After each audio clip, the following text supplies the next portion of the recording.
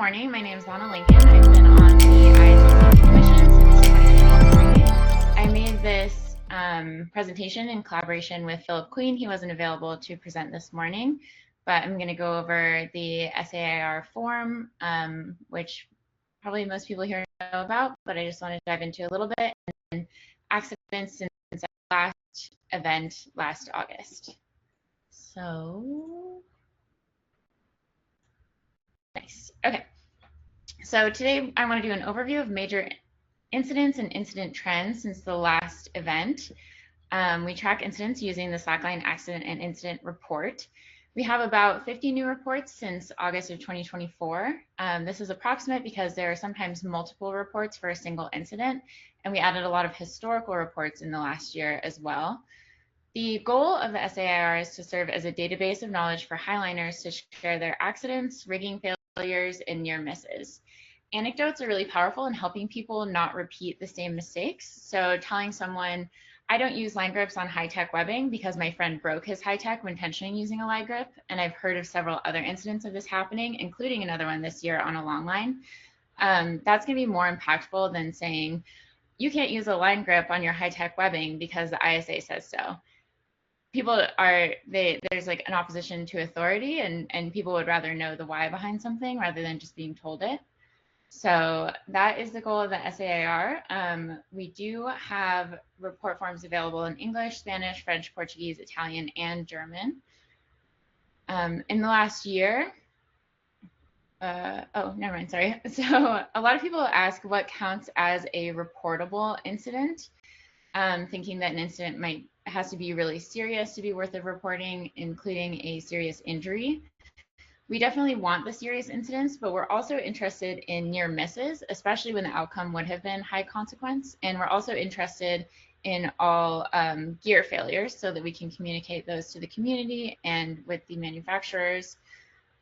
Personally, I really think of the SAIR report as a resource where if I had a rigging or highlining incident and I would verbally warn my friends or local community about it, this report is a way to share those lessons learned with the global community. So I know sometimes people worry about being judged for their incidents, but the reports they are anonymized before being released unless participants specifically want their identities included. And you also have the option to not make your report public at all. This means that only the SAFECOM has access to the report, and your report will only be used in summary statistics. The full report in these cases of full anonymization is really helpful to have because having the full story can also help us spot safety trends to share about without using specifics. I also think it's an important part of having personal responsibility within this sport. Like, we all make mistakes, and no matter how experienced you are, you're still going to mess things up sometimes, and being able to share those things without ego and be able to share them with people so that other people don't make those same mistakes, I think is a really important part of being a leader as a highliner. So this last year, we made some big changes to the report form. The form used to be 2 pages, and we slimmed it down to just being 1 page, so it is easier to fill out. And then we also created a public database of the anonymized reports that we have permission to share. So these reports are anonymized to comply with GDPR, and they are, currently you can look through them by filtering. So you can filter on the type of the incident, the type of slackline involved, and then we have another filter that is more information about the incident. So if it was a gear failure, if it was a forgotten leash, stuff like that. Currently, some potential improvements that we would be hoping to make if we get some more capacity within the SAFECOM is quicker turnaround on anonymization of reports to the public database, potentially increased searchability, and then also potentially translations. Now, that is all stuff that's like long-term goals. And then I was going to say something else on this slide, but I forgot. Nope. Okay. So now I'm going to go over some of the notable incidents since last year. So in last year, we had 2 fatalities in highlining. Matea Clifford died on May 16th, 2025 in Squamish, British Columbia, Canada. She was sessioning a 170-meter line and rolled back to the anchor to add tension. And then when she got back to the anchor, she untied, added tension with a friend, and rolled back out to session again without remembering to tie back into the leash. In a similar incident, Gustavo Rodriguez died on July 25th, 2025, in a town 300 kilometers outside of Brasilia, the capital of Brazil. He was highlining alone, although he had friends nearby. Tourists saw him walk the line and get off on the far side. Weren't sure exactly why, but he untied his leash on the far side and did something at the anchor. Friends say that the rigging was unchanged, although there were changes that were potentially to be made that day. He then re-entered the line without tying in, leaving the leash on the far side, and tourists saw him walk and attempt to catch the line before ultimately falling. He was wearing his harness, and his friends say it is extremely unlikely that he was attempting an intentional free solo. So in both of these cases, the highliner had recently been safely attached to the line before getting off, untying, and quickly getting back on.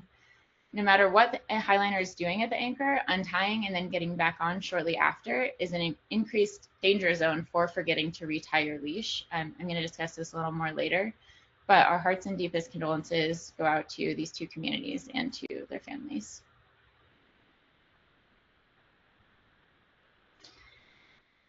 Okay, now some fun ones where nobody died. So there were a handful of close calls in 2025. I think most notably, this was after the CRG incident.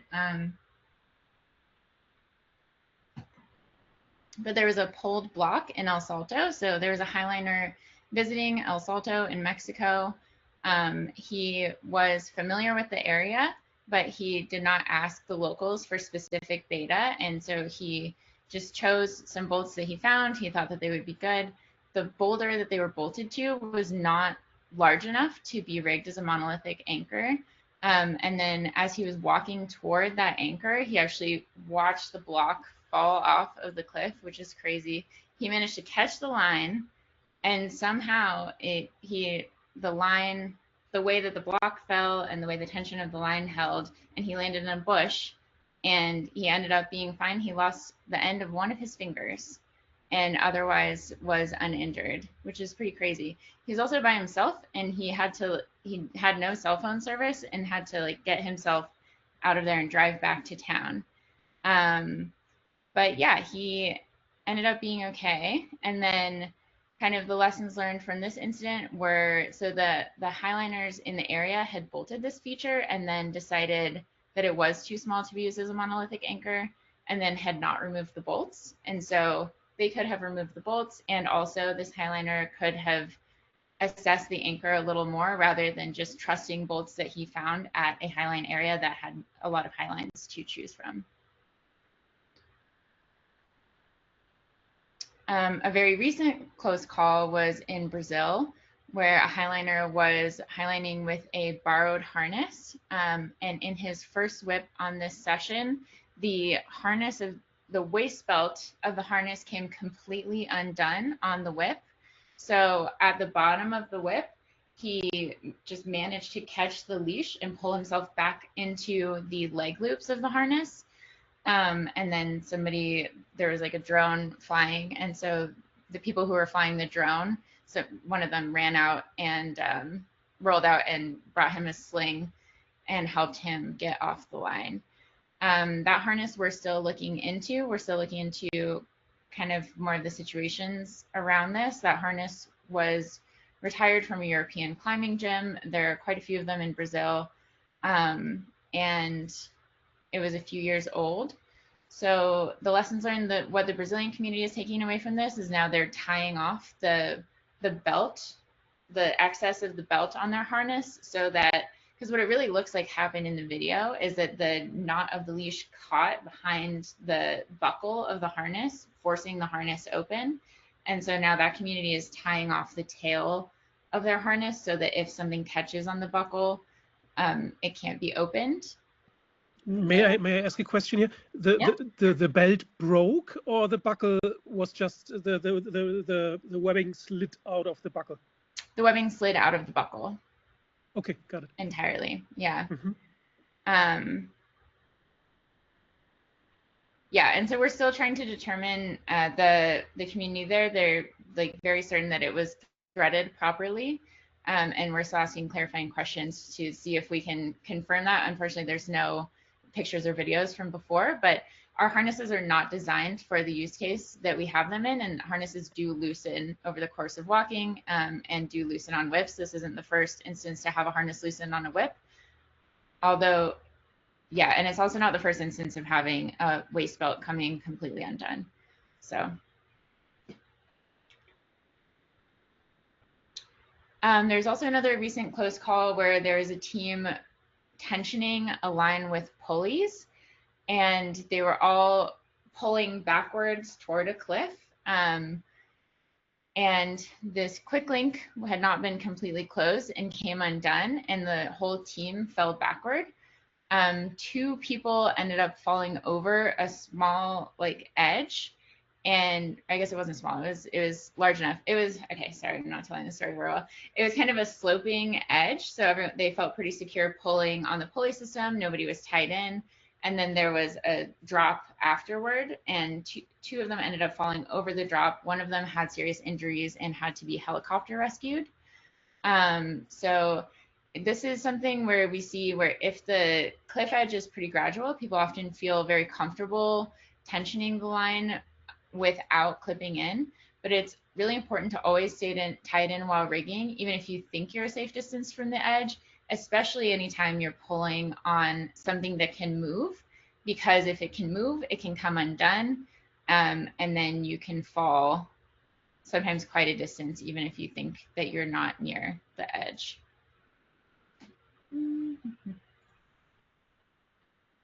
Okay, yeah, so then we also had the first successful big line rescue. So on the most, or I guess world record rescue, I don't know, on the most recent world record line, the Obsidian 3-kilometer line in Nevada from last fall, somebody was successfully rescued from the middle of the line. The walker was halfway into a ascend attempt when the wind picked up, bringing the tension of the line to over 17 kilonewtons. This was beyond the safe working load of 15 kilonewtons decided by the team, and led to intense shaking of the line that made walking back impossible. So the walker used his radio to call for help, and a team was dispatched to below the line with a rescue kit. When the team made it to where the walker was, the walker lowered a quick link on fishing line from the Highline to the ground. He also added his water bottle to add enough weight for the fishing line to lower because of the wind. Once he received the fishing line, the walker was then able to pull up a 6-millimeter double rope rappel system that was pre-rigged, and he was able to exit this line. While this was happening, a crew at the anchor released the home side soft release to lower the tension on the line to keep the tension under 15 kilonewtons. A twin 2-to-1 rope system was set up to back up the line during the release. This system had previously been tested on the 2.7-kilometer record line in France, and the main learning point from this real-life test was that extra weight was needed to lower the fishing line in the wind. So I know that team wanted to give a huge shout out to the 2.7 team for already having practiced that, so that they could, going into their line, have a good system or a good plan in case they had to do a rescue. This one I just thought, go ahead. I have just one question. Is this one already published? Is this one already published? Is this one already published? That's a good question. Because I feel like the more people do bigger projects, I think this one would be super nice to be officially available for everyone. Oh, like this specific rescue method? Yeah, the whole case, like the case and the method. Yeah, so I know that this team did make a full report of their rig. I actually don't know if they have released it or not, but I can look into that. Let me make a little note.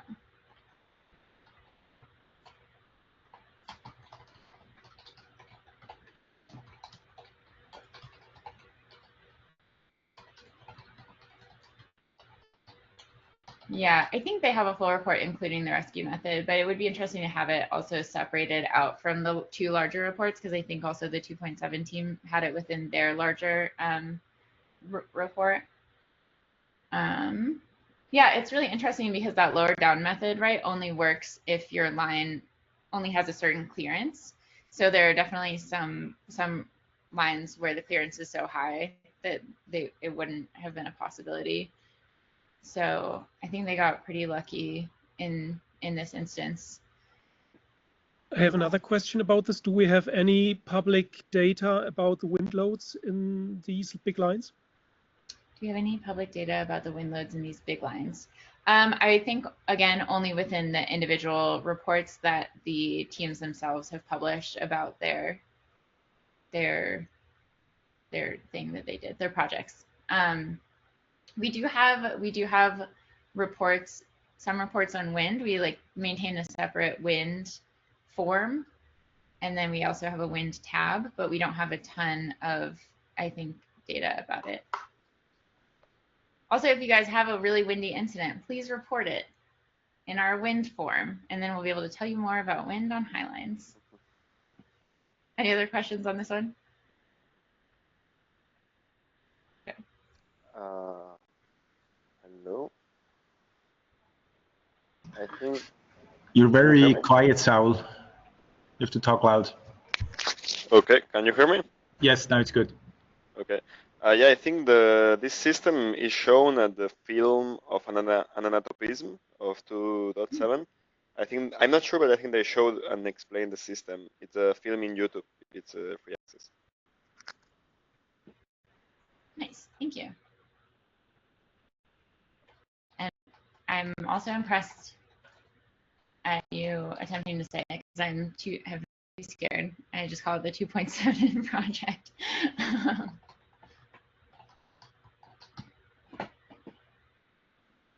Okay, so other incidents that were really notable, there was a project in Spain that accidentally took out power to a neighborhood as they were de-rigging. I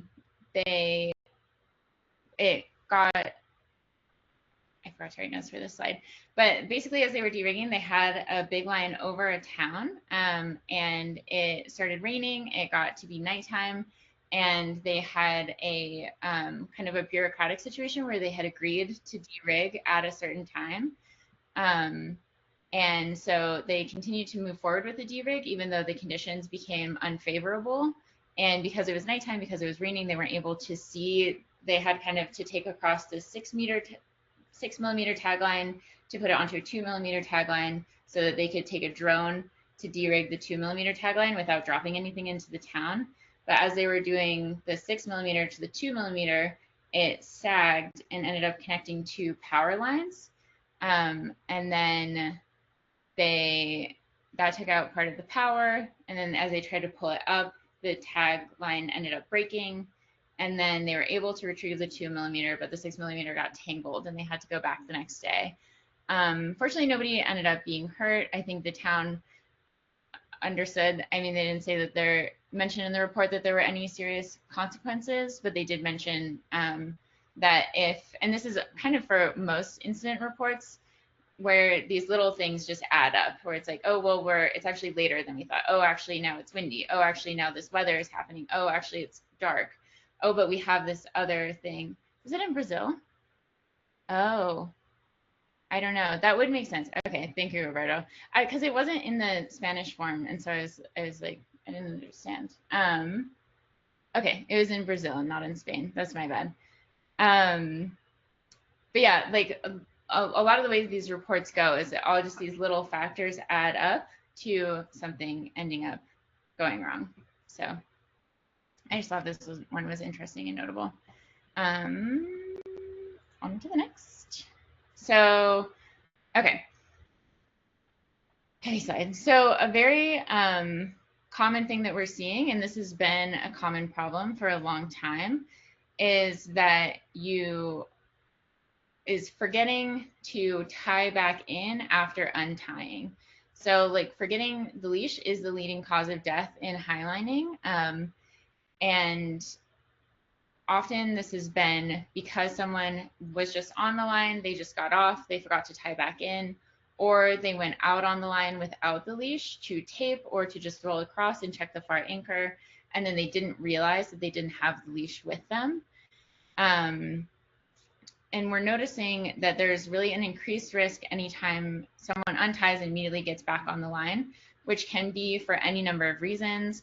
I have a lot of, it's interesting. It's actually quite difficult to get people to report these instances. There are many people that I've talked to who have told me that they were freestyling and they wanted more tension, so they rolled back in. They added tension as they were rolling back out. They realized they weren't tied in. But people, I think, don't want to share these things because I think I don't know, there's big feelings around it. It's a big mistake to make, and people don't want to admit when they've made big mistakes, and especially not in an official forum.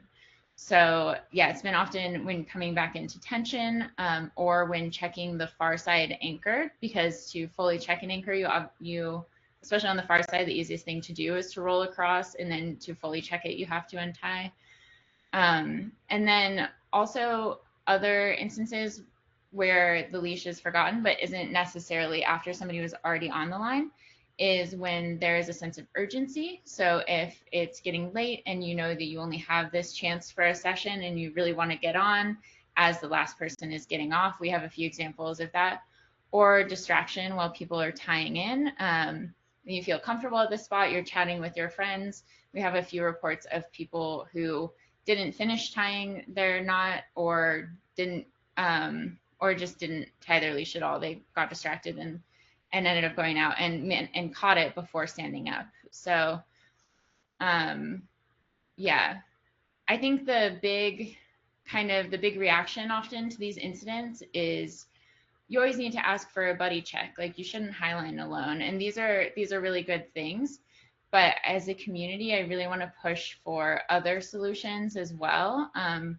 For secondary reminders, which I made a whole video about this, but for secondary reminders, maybe out on the line, other ways to remind people to tie in, and other like personal systems, so that if you're checking your leash every time before you go to stand up for the first time, you're more likely to catch it. A lot of these are like, people are sitting on the line, they're ready to stand up, and they go, oh, I'm going to do my final knot check. And they look down and they realize, oh my God, I'm not tied in. And they're able to catch it before they stand up. So yeah, I just want to push for kind of a multiplicity of solutions to this problem in the way we're checking for it. And also just make people really aware that it is like, anytime you get off the line and you're going to get back on the line immediately, you need to have it in your head, like, I am at increased risk right now. Like, that is an extremely dangerous time in highlining, and we have to have that in our minds. Does anybody have any questions on this or thoughts here? Luciano? Yes, hi Anna. I have a question about the using of the sliders, like a Rolex hangover. If that is not favoring not really like a safety situation, as you are with the slider and you think that you are attached to the slider and to the leash, and then you go to the line and surprisingly you don't have the leash, but you are attached to the slider, where you think that you are in a security position, but it's not it at all. Could be like helpful if we recommend the people to don't go to the line with the slider.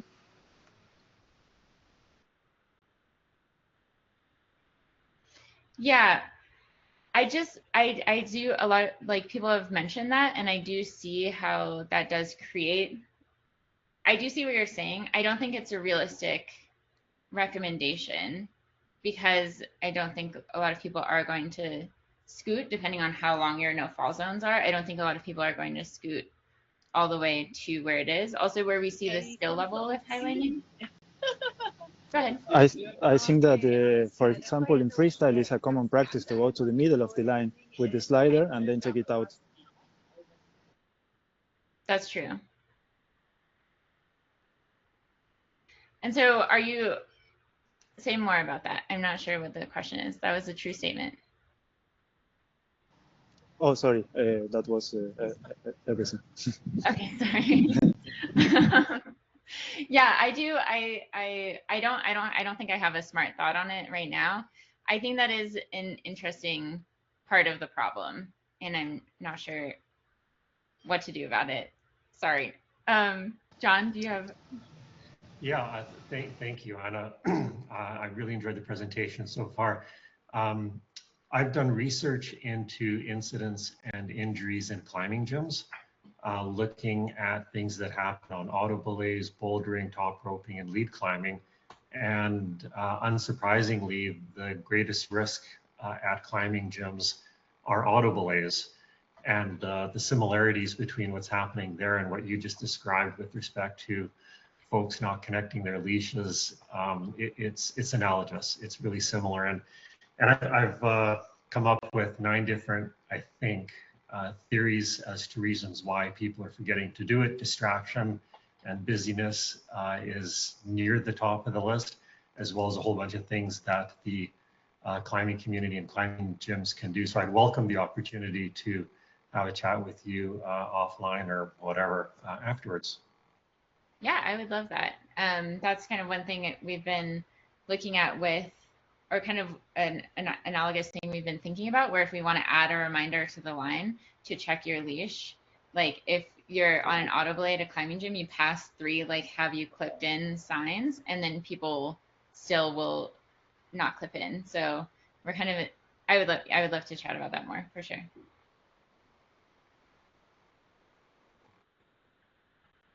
Okay, cool. Wow, this is so fun. Okay, next slide.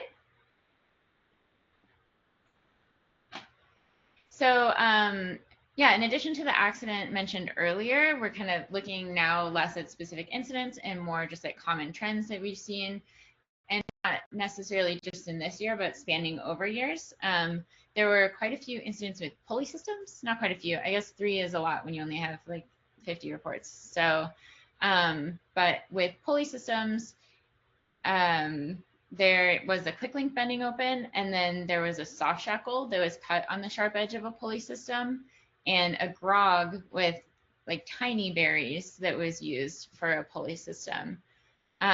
So with this, we've seen most of the major connectors have experienced some form of failure, no shackles yet. But I guess this is a challenge. If you want to break a shackle with a pulley system, we'd love that incident report, or you could just use your shackles right. So there was also an incident where someone realized that they were waterlining on webbing that was only in a line grip, and in the line grip on the pulley system, but it had never been, the line hadn't been completed and put into the web lock and had the pulley system removed. So takeaways from this: it is easy to get complacent with gear that is not being left in the system while you walk, but pulley systems are still subject to high forces. So you should follow the same rules with the gear in your pulley system that you do when using it in the Highline system. The same goes for clipping in while tensioning a Highline. So just because you're in an area that feels safe doesn't mean that you are. And if something goes wrong, tension can easily move you into an unsafe position. We've had other incidents, which I think I still haven't gotten them to report, but we had another incident where people were tensioning and something, like I think the redirect popped, and then a bunch of people fell onto a ledge below the line, and like thankfully didn't fully fall down, but somebody, I think, I don't know if that was last year or 2 years ago, but somebody also sprained his ankle. So, and then just a quick note I want to make here on soft goods. I think there's kind of a trend that I'm seeing where people are like, oh, like these soft goods are so strong, you know, the soft shackle is so strong. And they are still cuttable. They do still get cut. And so you do have to still make sure that the thing you're putting them on is not sharp, because sharp things will cut through them, as we've seen with this. And then if you're going to make grogs, you have to make them with long enough tails, because if you don't make them with long enough tails, they lose their strength incredibly quickly based on the length of the tails. So just make them 2 specs, as you would with any spliced good that has long enough berries. We also had some interesting anchor issues. So let's see, how much time do I have? I have time to talk about this. So there are a handful of major anchor failures, or anchor, not like full failures, but just bolt or, Oh, that's good too, John. The concern with the soft goods, the concern isn't just with sharp edges, but rough surfaces that can abrade through. That is also true. People tend to keep their soft shackles away from the rough surfaces and only put them on the sharp surfaces, but the rough surfaces also will damage them. For anchor failure, Tom, stop laughing. For the anchor failures, so my personal favorite was this pulled bolt at a US freestyle gathering, and basically, so there is kind of a trend in the US to rig your freestyle lines. There was a trend for a while. I don't know what they're doing these days, but to try and rig most of the tension on one bolt so that the bounce is perfectly up and down, and then you have it backed up to the other bolts. And there was a miscommunication. It's funny looking at everybody's expressions. There's a miscommunication when rigging this line, in that the home side had a decent situation for that, and the far side, they didn't have enough anchor material, and they chose to rig all of the tension onto the front redirect bolt of the bolt pattern, which the front redirect bolt often isn't actually put in good rock. Like, the goal is not to fully weight it. And so it's often just put in whatever rock is at the edge of the cliff that happens to be in line with where you want the line to go, because the only force you're seeing on it is to hold the anchor down. So in this case, there was a miscommunication, and the rigger put all of the tension of the freestyle line on the front redirect bolt, which was not even a full length bolt. It was just like a little bolt, but they couldn't see that because it was in the rock. And then they built a really, really good backup anchor just in case, and which good thing they did, because the first session, I think like 2 or 3 bounces in, that main anchor blew, and it went onto the backup anchor.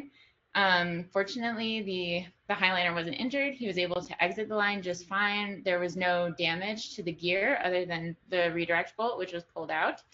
And the backup anchor held perfectly. Like, there wasn't any abrasion from movement.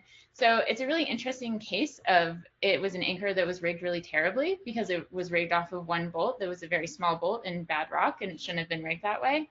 And it was an anchor that was rigged very well, because when that main anchor failed, nothing bad happened. When that main anchor failed, that backup anchor held really perfectly. So that's why we love redundancy in highlining. Another notable instance that we had here in the US was they managed to move this boulder on a 180 meter in Vegas. So let me read the notes on this, because it was not an incident I was involved in.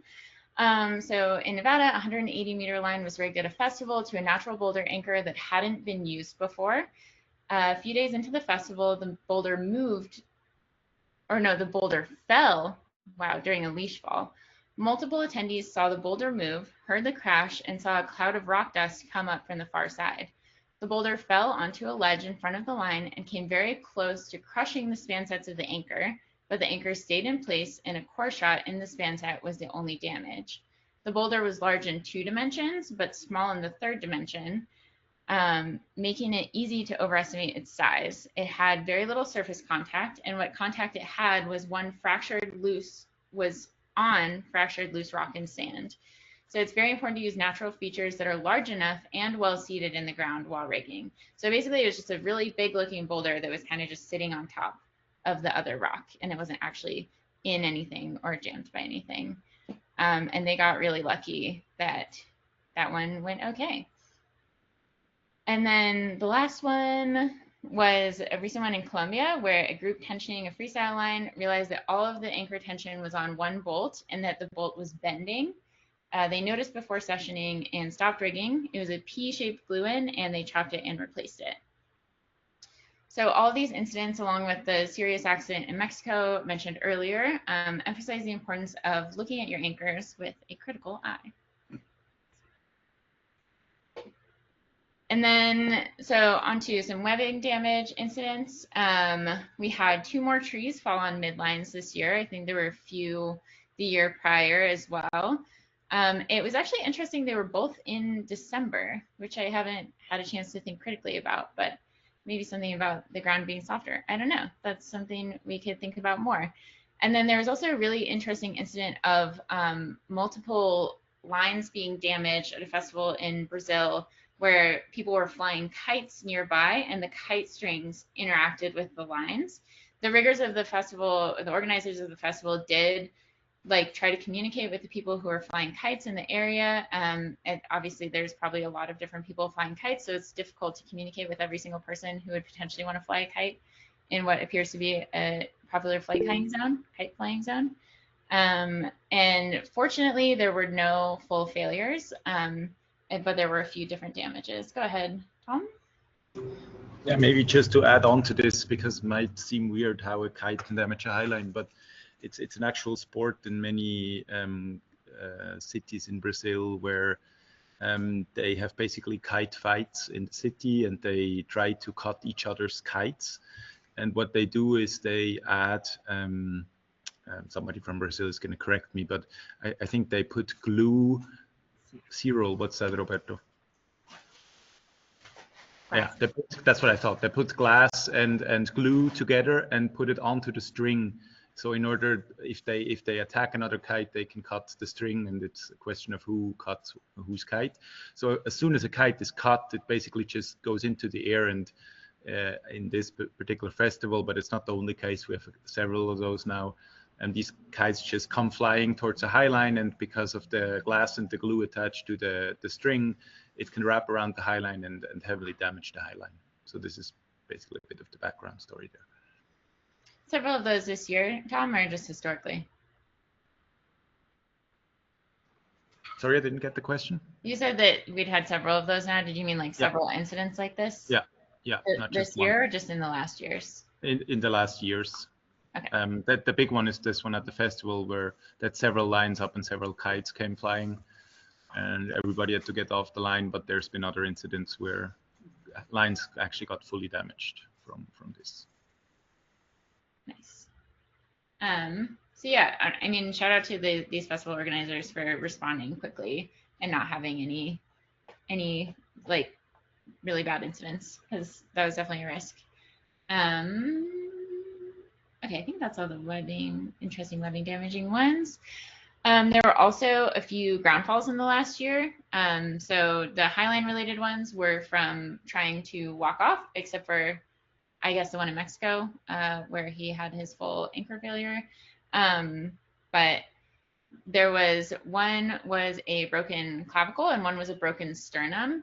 And they were both aware that they were in the no-fall zone. And with the broken sternum instance, they were walking over onto a kind of a sandy area. And so they mentioned in the report that they thought, I mean, obviously the fall wasn't intentional, but they thought because they were over sand, it wouldn't be as bad. And kind of the takeaway from that is just that sand will still break your bones if you fall onto it badly. And then there were also a few ground falls in longline incidents. There was one dislocated knee and one broken arm from longlining. So we had. So we still have longliners reporting via the SAIR? Yeah. Great. Yeah, we should get. I mean, ideally we get all longline, trickline, highline, any sort of slackline incidents. So if you know anybody who's broken anything longlining, please have them file a report for us. Yep. So common trends is kind of rolling over from previous years. We have 2 more reports of broken fingers from grabbing the leash during the whip. We have 7 injuries reported from the leash, and we have 5 injuries reported from freestyle, one of which was an accident while rigging. And then we have those 2 injuries on regular slacklines that I just mentioned. We didn't get any trickline reports, and we only had the 5 freestyle reports, which I know is probably pretty underreported for freestyle. Freestyle is really interesting because a large part of freestyle, I think, is losing some amount of skin to the leash and to whips. And so trying to determine what is the severity of a freestyle incident that is worth reporting, and what is just a normal part of doing business in freestyle. So I would say it's also interesting because in the US, people just don't go to the doctor for things. So I would normally say if you had to go to the doctor for it, you should probably file a report. But if it affected you for more than a certain number of days. I'm not really sure, but that's something we need to quantify, because I think there are a lot more injuries happening in freestyle than are getting reported. And I think that those statistics would be really interesting, especially for people just getting into it. I also am really interested in this is kind of a tangent, in overuse injuries in highlining, and especially overuse injuries in freestyle, because I think those also are not very well reported, and that also is a major risk that we don't talk about as a community. Roberto? Well, I should have waited 5 seconds and you just covered it. I'm super interested in the overuse as well, because right now it doesn't feel like something we're pushing people to report. But obviously, if you look at Slack chat for a week, you will see like, 5 knee incidents, or just like from Chongo, for example, or lower back pain. So I find that to be a quite interesting topic, because right now, at least there's no report form for that necessarily. That is true. That is not included on the report form.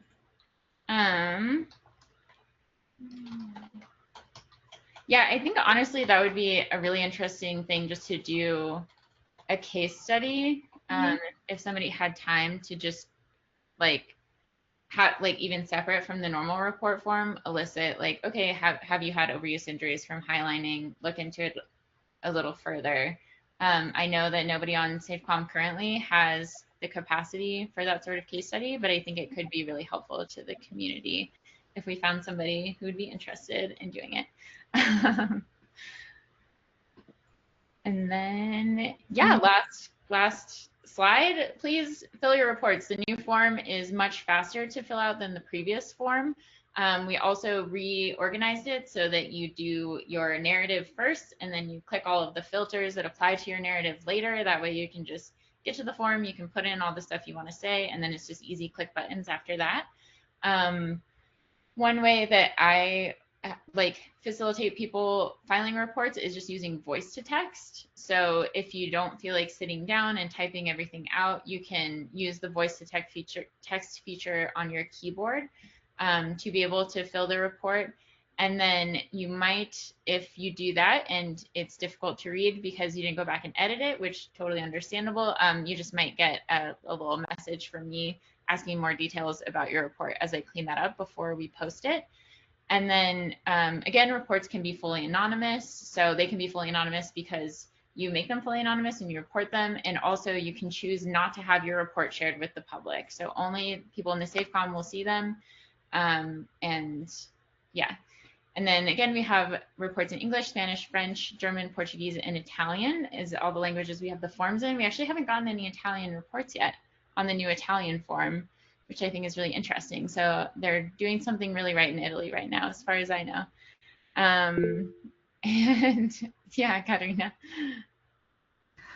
First of all, thanks for the great summary. I have an open question for everyone. I feel like, especially when I go on Highline festivals, I hear a lot of people talking about incidents and accidents, but how can we encourage people to really fill out the form other than really like sitting right beside them until they filled it out? Because even from like, I will not say the name, but there was a pro athlete this summer where a piece of the harness broke while a Highline session, and that person said that, I don't even want to say the gender, but whatever, the person said they got the harness from a random guy somewhere, and I was quite surprised that somebody who is actually earning money with the sport takes any kind of harness, which was obviously old, and goes highlining with it. So yeah, like, is there anything we can do to encourage people more? Yeah, I mean, I sometimes will spend a significant amount of time at festivals sitting next to people as they fill out the form on my phone using voice to text, and then editing it for them and making sure that the narrative makes sense. So that's one thing I do. I also just message people the link a lot, and I try to tell them that it takes 5 minutes to fill out, but we don't have any current incentives, which I've been trying to figure out a way to incentivize people in a positive way. And I'm not sure. I think that's a really good question. Roberto, I saw you had your hand raised briefly. Yeah, I was thinking perhaps like if you could, or if we could have like ISA volunteers essentially, you know, at each festival to perform this for an hour or so, or at the end of a festival.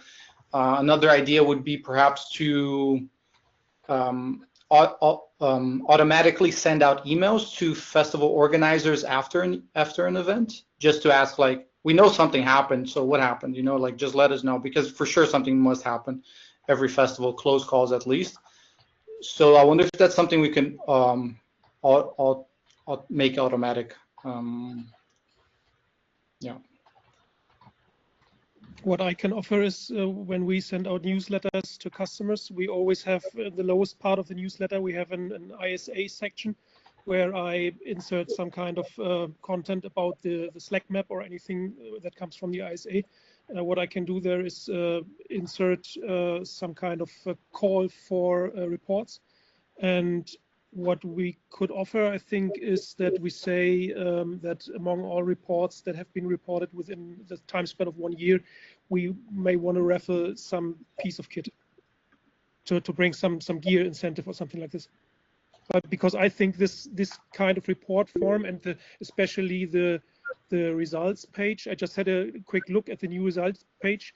I love that it's finally filterable. Whoever did this, big shout out to whoever did this. This is awesome. And I think this is one of the most important things to raise awareness for the sport. 2 comments on this. So the incentive question already came up 10 years ago. We decided we don't want to raffle gear because I think it's the wrong incentive to. I think people are just going to report to be in the raffle. Unfortunately. Well, we could just kick them out if it's not a real report. Yeah, if we'll figure out that it's not real, yeah, that's the thing. It's a critical. I mean, we can talk about it again, but we had this already a couple times on as a topic, how to incentivize. Just we have to be careful on that. I've never heard of any such accident reporting system being incentivized by physical products. That's just a general comment. And the other one, what you just mentioned, Stefan, let's wait for our next talk, which we should really hold soon because we're a half an hour beyond our schedule. And let's see what John has to say about exactly this question. I think it's going to be a very interesting one. Saul, if you don't mind asking the question later, because I think we should move on to our next talk. And before I do that, I really want to thank Anna for this awesome presentation. Very cool to get this nice summary from last year. I think this will be very, very helpful for people to see afterwards on YouTube as well. Great stuff. Thanks a lot, Anna. Thank you. Shout out to Philip too. He helped me a lot with the